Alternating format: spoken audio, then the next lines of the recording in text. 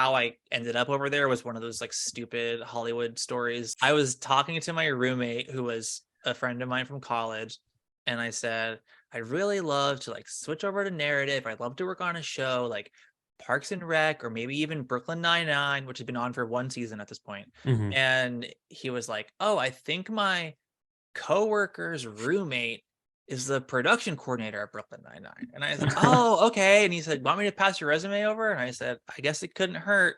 Yeah. And then they reached out and said, "We're hiring office PAs right now. Do you want to come in?" And so then I got hired as an office PA. So for season 2.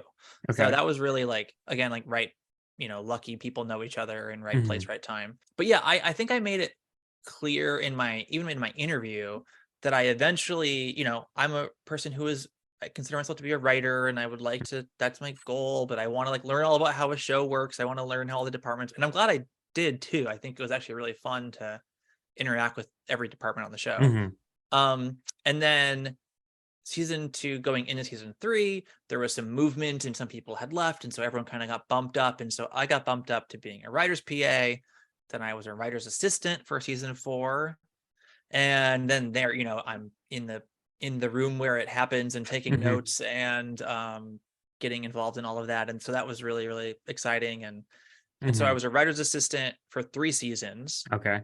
But the great thing about this time, not the current time, but that time, Right. is that we had 22 episode seasons. Mhm. And so because of that, they would always give like the writer's assistant or the script coordinator like an episode to write.